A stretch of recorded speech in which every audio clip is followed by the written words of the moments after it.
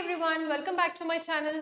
सो यार, हमने chromosomal inheritance theory का पार्ट 1 अपनी पिछले वीडियो में कवर अप किया था, right. And I told you कि हम सेकंड पार्ट ऑफ वीडियो में डिस्कस करेंगे कि बाकी सारे साइंटिस्ट्स ने कैसे मेंडल के रिजल्ट्स दोबारा निकाल के उनको समझा और जाना कि हाँ ये बिल्कुल सच था। ठीक है, सो लेट्स बिगिन।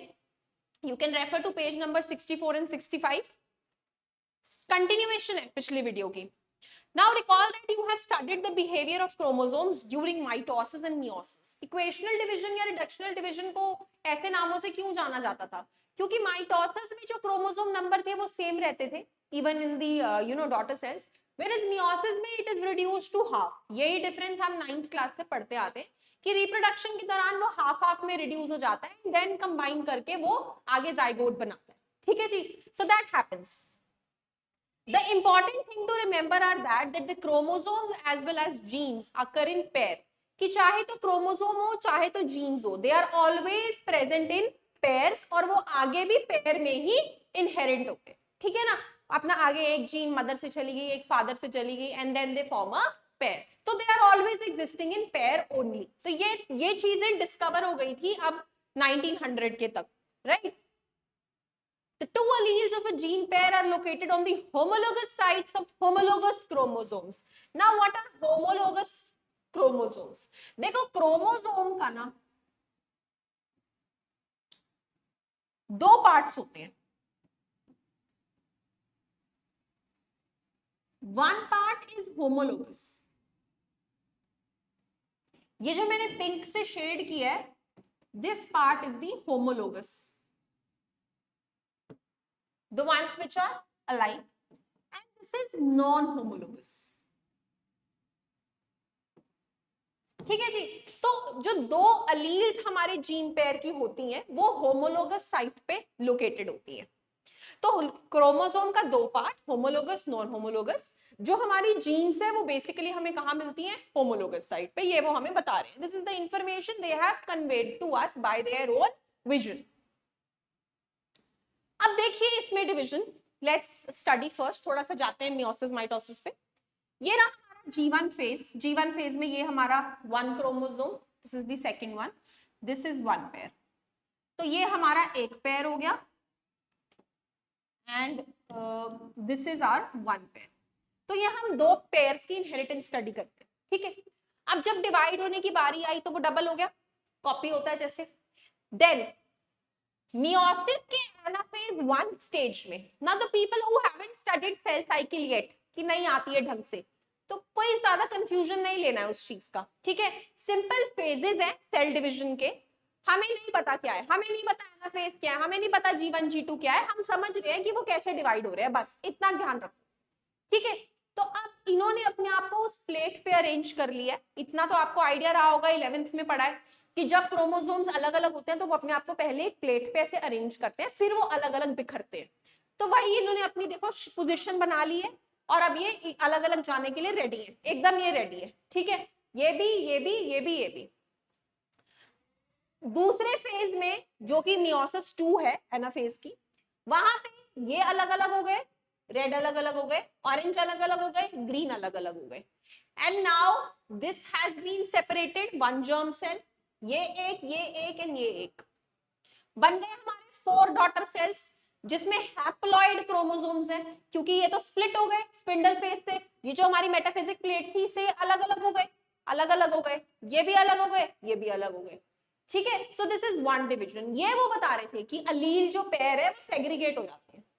ठीक है, so comparison between behavior of chromosomes and genes also show the one and the same thing, that these also occur in pair, these also occur in pair. They also segregate at the time of gamete formation and they also segregate at the time of gamete formation. Only one of each pair is transmitted to the gamete. Similarly here, एक ही yellow गया था ना, दूसरा yellow तो नहीं गया ना, so one pair is transmitted.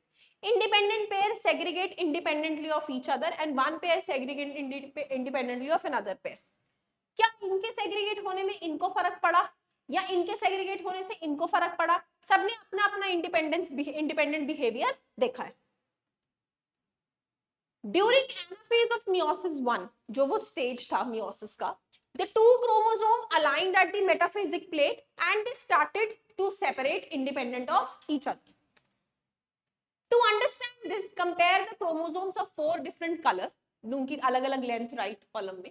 Orange and green segregation in the left column हमने orange और green को अलग किया, but right hand में हमने orange chromosomes को segregate होते देखा within the red chromosomes. See here, इसको explain कर रहे हैं वो. यहाँ पे समझते हैं कि पिछली स्लाइड में क्या लिखा था. पॉसिबिलिटी 1 रीड करने की जरूरत नहीं है, यहाँ देखो हमारा क्रोमोसोम ये एक पैर, दो पैर, तीन पैर है ना, सेग्रीगेट होने लगे, ऑरेंज ऑरेंज अलग हो गए, ग्रीन ग्रीन अलग हो गए, येलो येलो अलग हो गए, रेड रेड अलग हो गए.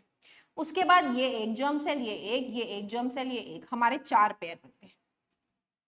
ये पॉसिबिलिटी 1 थी. अब होने को तो कुछ भी हो सकता है, सेग्रीगेशन कैसे भी हो सकती है.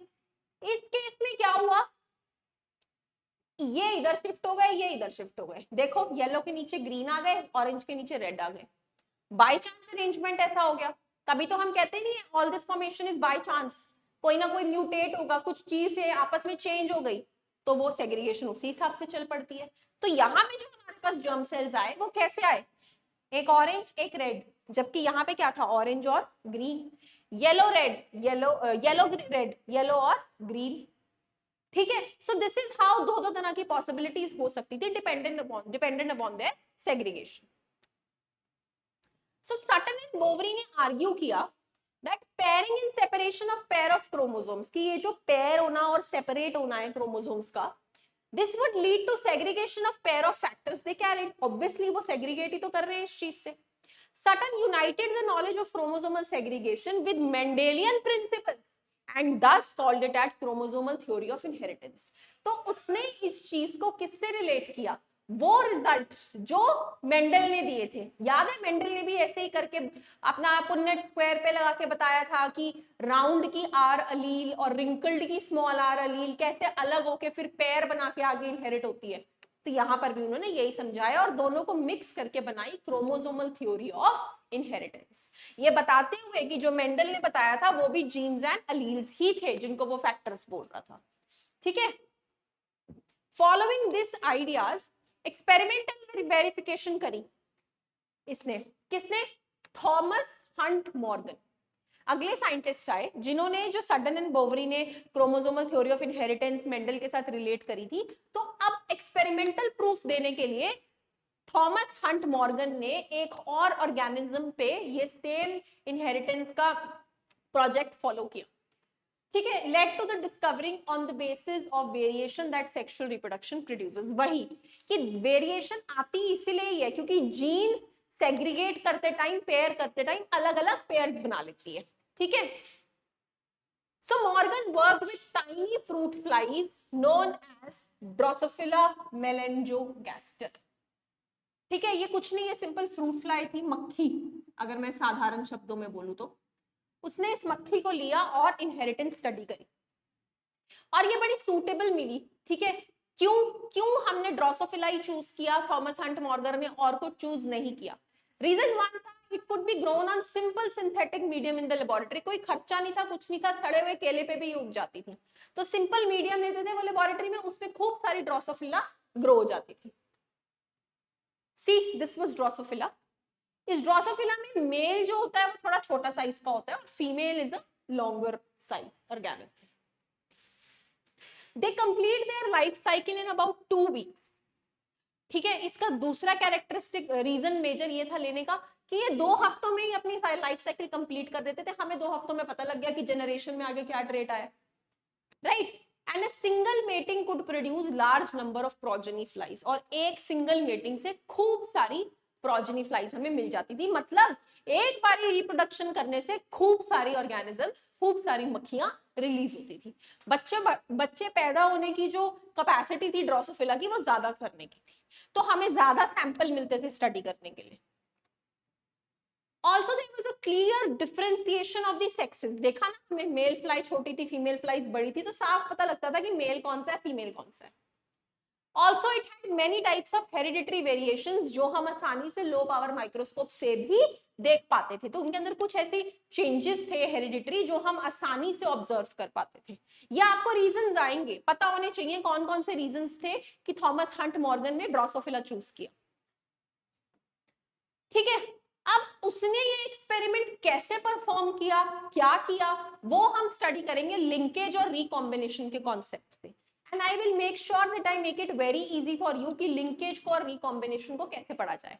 फिलहाल हमने क्रोमोसोमल थ्योरी ऑफ इनहेरिटेंस को नटशेल में सिर्फ इतना समझा कि दो साइंटिस्ट थे, सडन और बोवरी, उन्होंने मेंडल का काम उठाया, देखा कि अरे क्रोमोसोम्स और जीन्स तो वही चीज है जो मेंडल ने फैक्टर बोले थे, वैसे ही सेग्रीगेट हो रहे हैं, वैसे ही इंडिपेंडेंटली असॉर्ट हो रहे हैं और फिर आगे जाके इनहेरिट हो रहे हैं जनरेशंस में।